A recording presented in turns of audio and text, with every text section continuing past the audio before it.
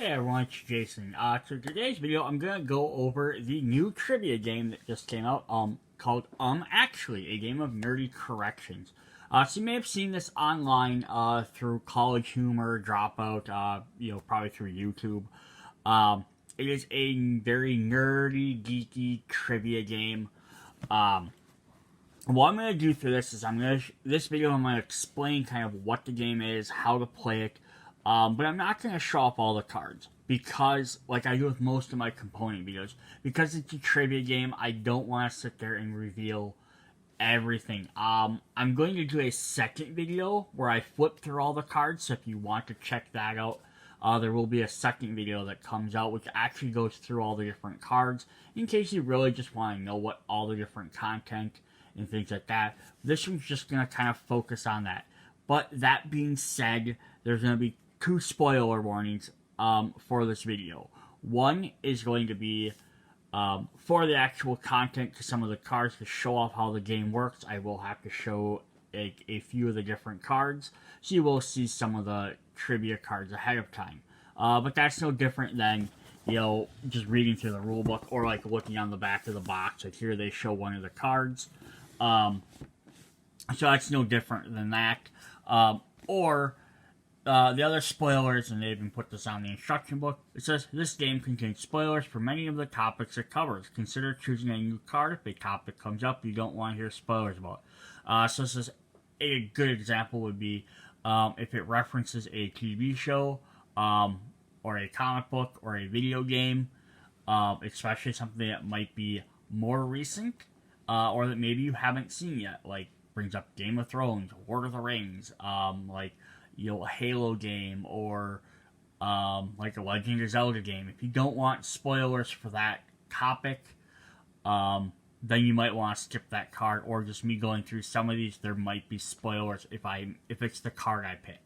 So just a heads up on that. Now, the other thing I want to bring up before I actually start going through, this game, is there is at least two different versions of the game. I have the Deluxe edition here, which has a bunch more categories and stuff than the other one, the regular base game. So the regular base game comes with 5 different categories: fantasy, cartoons, comedies, sci-fi, and games. Like generally video games, but it might be other stuff. The Deluxe edition here that I have also adds anime, 80s and 90s, and horror, as well as the community stuff, which is stuff was voted on during the Kickstarter. And I do have 2 expansion packs that have come out as well, Dimension 20 and Trapped Treasures, which I'll kind of go into them when I get towards the end of the video. So, yeah, I'll retry and point out again when I get to actually some of this after I get through the gameplay. But yeah, so mine's the bigger version because it is a Deluxe edition, which just has more stuff in it. But the only thing that's different between the two are the extra categories. So if you pick this up, you're just going to get a few less categories. Alright, so how is the game actually played? How to play it? Fairly simple here. So there are a couple of contents we're going to get. We're going to get 270 statement cards, well, in this set again. 50 shiny cards, 25 real-life skill cards. So basically, these are your main trivia cards. These are special cards you'll get throughout the game, which just give you a little bit different thing to go for rather than just asking a question. It might have you do draw, or it might be multiple choice, stuff like that, which are what the whiteboards are for. And then real-life skill cards is the way this game always ends, is the last card is always something that has nothing to do with geeky or nerdy culture. And then there's a card holder.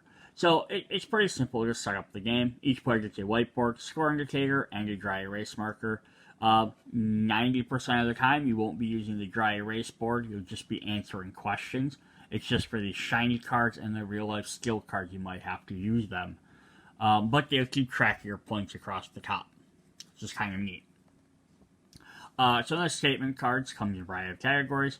So it says, players take turn drawing statement cards from the category of their choice, adding it without peeking until you have a pile of 9 cards. Then shiny cards and real life skill cards are added. So every 4 rounds. So you have 3 statement cards, then a shiny card. 3 more statements, a shiny card, 3 more statements. That's your 9 statement cards. 2 shiny cards, and then you will have 1 real life skill card at the end. And you put them in this little box. And then you place the deck order, and the first player that's the host gets to use them. So, I'm going to crack open the box here, and we'll kind of show that off. So, here are our big whiteboards. Just double-sided whiteboards, so nothing special or super crazy about them. Dry erase markers, of course. And then little clippies that go on the top. That just slide across your numbers to keep track of your points throughout the game. Now, you might be like, I can only earn up to 6 points. You could potentially earn more. It's very possible. If you do, just add more things. But the thing is, you're also playing through a bunch of different rounds, and shit happens. And then there's the little card box, which isn't much. So then, if we flip up my train again, this is the Deluxe set, so I don't know how the base game one is necessarily going to look. I'm assuming it's just going to be smaller, because it's going to have less categories. This is a really neat way to do this. So I have all my different sets here. So we have my shiny cards, our real life questions, which are red. And then each other set here has 30 cards in it. And they're all double-sided, so you're actually getting 60 questions in each category. So again, we will have in the base set, if you don't pick up the Deluxe Edition, you'll have fantasy cards. You have like swords. This will be stuff that is things like Peter Pan, Discworld, Hocus Pocus, Minotaur, Alice in Wonderland, Dragon Age.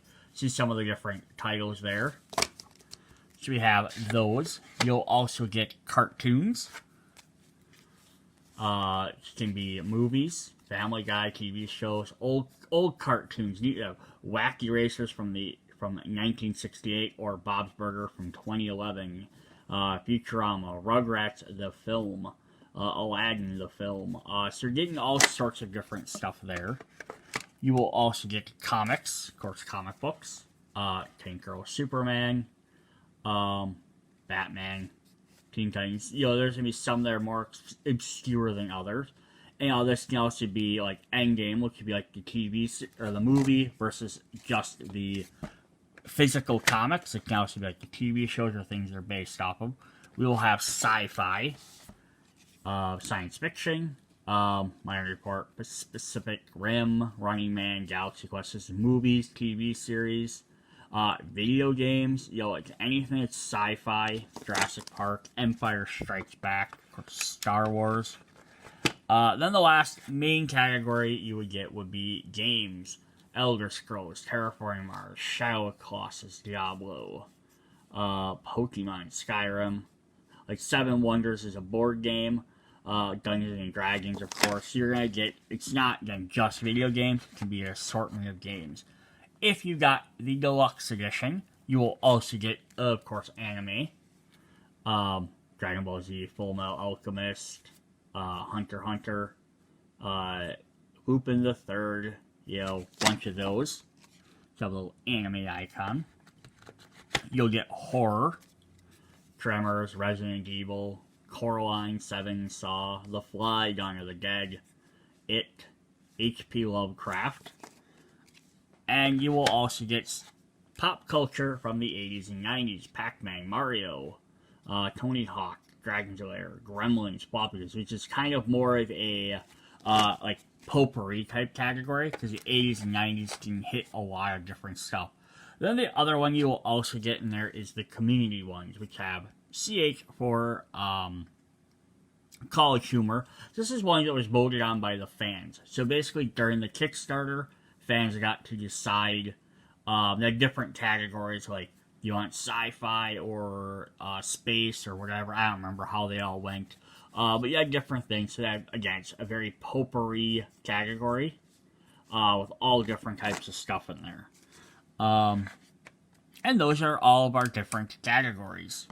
So what you're going to do then is, in the game, you're going to draw a bunch of these different cards. You're going to, stick them in here, so on, and you're going to have them loaded. I'm not going to load up all of these, but now you'll have this full of your, 12 cards?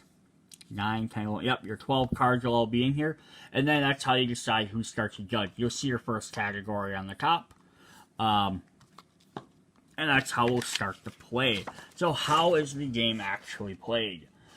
So what's fun about this trivia game is versus something like Trivial Pursuit or other trivia games where they just ask a question and they're expecting you to know the answer. This, it kind of tells you what all is. So what it does is it's going to be statements about a topic you know and love, but each has a hidden mistake in it. So earn points by being the first to shout, actually, and point out the error to win. So that's the one thing, it's sort of like Jeopardy where you have to say, answer in the form of a question like, what is this? You have to say, actually, before you answer the questions. You can't just shout out your answer. And then when you, because we have buzzers in this game, so you have to, kind of be fair about who's shouting out what. So maybe like, actually is maybe like your buzzer for this game, and then the person can call on you. The host is charged with reading the card and judging who gets points for the round. If you're the host, begin by drawing the front card. The first 3 cards in every game are statement cards, because then you'll have a shiny question, then you have 3 statements, and so on. So I'm going to look at one of these. I'm going to grab one from the College Humor one. Just because it's not one everyone I get. So the thing is going to have your category at the top, the name of the category. So you're going to read out the name out loud. So I'm going to say this is from the community, topic from the movie Airplane, the 1980s film, and then you're going to read the entire sentence here. So it's going to say, Ted Straker is traumatized ex-pilot who is scared to flying and struggles with alcoholism, but decides to go on a commercial flight anyhow. Unfortunately, the pilot and his co-pilot get food poisoning, so Ted has no choice but to confront his fears and land the plane himself. So there's a statement about the movie. So now what everyone has to do in here is they have to decide what is wrong with that statement. So if they can guess it right away and say, hey, this is what's exactly wrong with that, or this is generally what's wrong with it, you decide who scores the point. So like for this one, so you guys, we'll just kind of look through here. So we have the, so contestants guess the error. As soon as the contestant knows what should be wrong, they shall actually then explain the error in the statement. If they know the correction, they should state that too. So they want to say what is first of all wrong with it, like in that statement, what's the wrong part of it, and then what is actual correct about it. And you can interrupt at any time. So as soon as you know it, like if I didn't finish, if I didn't, like, for example, I didn't get all the way to through the yellow part, and that's when you knew the error was, you could go ahead and stop me and correct me. You don't have to wait till the sentence is done. And then decide who scores a point. If the contestant correctly identifies both the error and the correction, award them a point. If they identify the error but not the correction, give the other contestants a chance to steal a point by providing the correction. If nobody can steal the point, the original contestant gets the point. So, like, for this card example, the correction is Ted doesn't struggle with alcoholism. So, now, what happens if someone guesses this and they're like, this might not be the best example for this, but if they just know, if they think it's like, they're like, oh, I know it's something with, he's scared to fly, like, they don't know. If they have to literally guess that he wasn't it wasn't, alcoholism. So the example they use in the book is probably a better example. So this one is asking about, Star Wars, and it says, the question is, Endor isn't a planet. And the person says, can you be more specific? And they're like, is it a ship? So they know that Endor isn't a planet in this statement. So if you're familiar with Star Wars, Endor is the third moon. Actually. So, actually. Yeah, I'm already doing it. So yeah, if they can just guess, if they knew that Endor wasn't a planet, but they didn't know specifically what it was, somebody else can be like, hey, I know it's the third moon of Endor that they're on. It's not actually Endor that they're on. They're on the third moon of it. They can say that, but if they, that's where they have to kind of guess it. So you can kind of be like, oh, you're not exact, but you're close. But if nobody else knows it, they can still get the point. So you can, like they go on the show, you can kind of happen your way into it by saying, I know that this statement, part of the statement is incorrect. I know which part is incorrect, but I don't know why. And then maybe if nobody else knows it, maybe you can just get it anyhow. Yeah, so the contestants can make a guess, and that's basically how that works. So now what you can do, though, is if everyone's still struggling to guess it, what you can always do is then reread the question, but just reread the yellow part. So if everyone's sitting there like, I don't know what's wrong with that, it all seems correct, you can just reread the yellow part. So that way, now you've narrowed it down halfway to what it is. And then here on the bottom, there, you sometimes have like extra little text that says, he has a drinking problem, by which he means he splashes liquid everywhere when he tries to drink.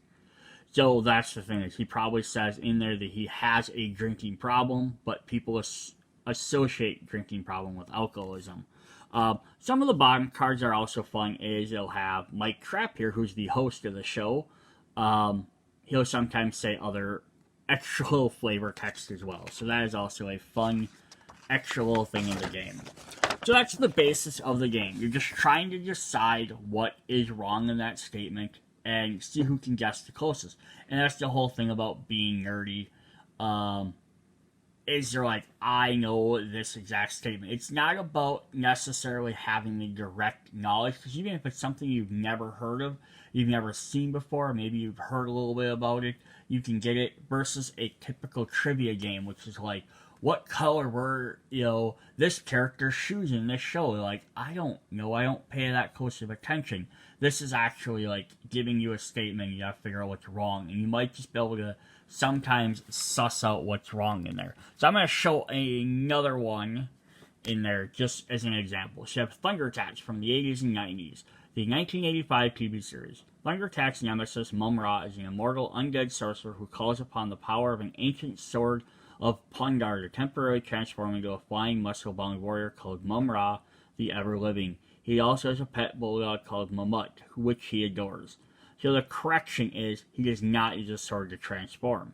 And then, just verification for that, you can say, instead, he calls upon the four ancient spirits to be able to transform him. Do you think Mum-Ra ever used the spirits to be able to transform before a date? So in this statement, you might be like, oh, I've never seen Thunder Attacks, but you might be like, something has to, the incorrect thing you might think has to do something with this transformation. Great. So do you have a specific thing on what his transformation is? They might think that maybe he doesn't turn into the unliving. They might think it's something about his dog. They might say, well, it's not the sword of Plundar. They're like, okay, then what is it? And if somebody else, they might be like, oh, he doesn't use a sword.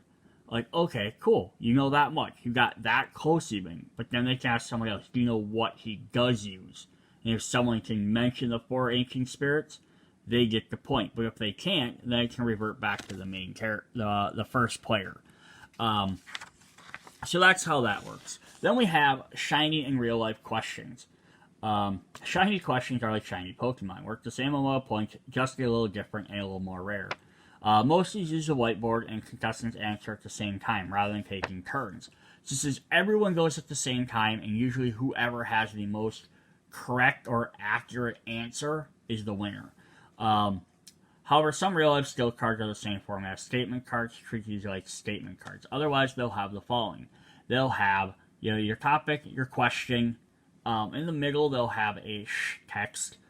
Then on the side here, they'll have the answers. So you're going to read the question out loud, like acronyms of evil, and then the type of question. It's just an acronym B. but don't read out any of the text or the answers just yet. Contestants write the answers, use their whiteboards to write or draw whatever the card calls for. When they are done, they ask and reveal the answers one at a time. Decide who scores a point. Whiteboard questions have multiple elements are supposed to provide. For example, a contestant might be asked to name 4 movies, draw a character, several important features, or match 2 together. As a contestant reveals their answer, tell them which are correct and keep count of how many correct elements they had. The contestant with the highest tally scores a point. If multiple contestants decide to throw, they each get 8 points. You get 1 point for winning, not 1 point for each correct answer. But you might luck in. If there's 5 things you have to do, you might guess 3 of them. Nobody else can guess at least 3. You can still win. The text are ready to provide context or explanation, but not required for a correct answer. Feel free to share these as they reveal their answers. So let's take a look at one of those. So we're going to look at Futurama. So another thing you could do if you had to during these is you could do something like this, or like have another card or have something to cover these up in case some of these, like if the contestants or other players need to see stuff. So this is just Futurama, name them. Give a family names of these Futurama characters: Leela, Fry, Benders, and Hermes. So now you have them write down their family names, which are typically their last names. Again, people can ask you to repeat these. These aren't necessarily timed, but they can't take 20 minutes to do. Then we would have the answers. So what's their last name? So we have Leela, Charanga Leela, Fry, Bender Rodriguez, and Hermes Conrad. And then it says his full name is Philip J. Fry. So yeah, that's it's just finishing off their name there. So if they write Fry, players with the most correct answers each gain a point. Yeah, so that's kind of how those all work. And then there's another one, so I'm not going to show the answers to this one, but here's another one of the questions. It says, are we related, 2 of a kind? I'm going to describe 4 pairs of characters that have the same name. Write the name that each pair has in common. So, like Teen Titan villains and a megalomaniac mouse, a time-traveling teen and a sassy zebra, a masked Equalitan bloodbender, and evil Exanaga, a toy dinosaur, and a clone trooper captain. So now this might be one where you might want to, again, cover this up and like maybe have this laying out or have it seen where someone can see it, or you can reread it. But then our answers are Brain, Marty, Amon, and Rex. And then here it specifies where they're all from, just in case maybe someone's like, oh, like, I know what that's from, or it's this character, like, you might decide if you want to give them a point. So those are our shiny questions. They have lots of fun, different stuff there. And there's a couple different things. There's some like Name Them, Ackerman B, Once More with Feeling, 2 of a Kind, and What's My Line. For all these, you'll read several descriptions, ask contestants to name something related, just so much point. There's also Categorical, Match 'em All, and Spelling Bee. Some different ones there. There's a Fictionary and Sketch Artist, Minefield, Chex Mix, Just Say Then, and Real Life Myths. So a bunch of stuff there. Now, when they're doing the shiny questions or the real life questions, you don't have to say actually, because you're all playing at the same time. For the shiny questions you don't. And that's just how to choose your next host. Is once you've awarded points for the round, slide your card behind all the others in the card holder. Then it's time to choose your next host. The next host will usually be the player who scored the card you just played. If more than one player scored a point, the host chooses which of those players closest to the left. Nobody scored is a player on your left. Pass the card holder to the new host. So the way this is supposed to work then is if you score a point, you become the new host. That way everyone gets to play in the trivia portion, and then one player can't just 100% dominate, because out of the 12 rounds, they're only going to get a play. Even if they scored every single time they played, they only get to play half the game. They only get 12. Now, you could, of course, always just have one person that's just fine being the judge. and they just want to let everyone else play. That's perfectly a great way to play it, rather than passing it around. And that's basically it. So then here's the other fun thing you do is when winner, Bastion Admiration places, return each card to the back of the appropriate category slot. Be sure to flip each card as it goes to make sure the next card. So, like, we've done airplane here. So now when I put this back in the box, what I want to do is flip it over to the other side here and put it back in here. Then every time someone draws a card, if they always draw from the front, oh, we drew this one. Then the next time they play it, they put it in, flip it over, and they put it to the back when they're done.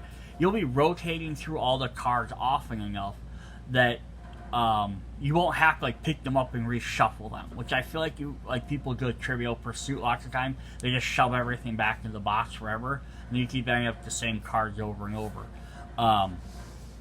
What's also fun with the way you can do it this game. So the last thing I'm just going to wrap up on this is you could just play one category or two categories. Like, I just have people that are really into, like, comic books. You could just do comic book one. Like, a special, like, they did episodes like that on the show where they had, themes to it. You could also do one that's, like, maybe just 2 or 3. Like, maybe you only want to go through, fantasy and sci-fi, and you don't want to touch stuff. Or maybe maybe in your group, no one watches anime, then nobody picks an anime category. So you don't have to include everything if you don't want to. And that's why you're supposed to let whoever's playing each pick a card out when they're playing. That way, everyone gets their own stuff. So then the very last thing I want to look over are the 2 expansions. I'm not going to open these up. The cards all look the same.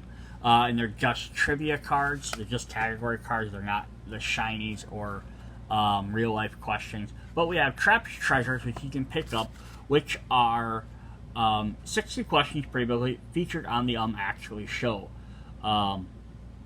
59 questions he loves and 1 he hates. So these are actually ones that have appeared before on the show. Everything else in here should never have appeared. So if you watched every episode of Actually, you should not have seen any of these questions before. You can buy this to get some of your favorites. Then we have Dimension 20, which is also by College Humor. It's on Dropout. It's a D&D RPG gaming show that they like do Dungeons and Dragons stuff, hosted by Brennan Lee Mulligan, who's this gentleman right here. So you're gonna get stuff. You're gonna get questions based on that show. So if you've never watched that, you're probably not gonna have any idea what any of these things are, because they do several different role-playing things, and then the categories in here are based off of those. So it's like Fantasy High is one of the episodes. Escape from Blood Creek, the 7.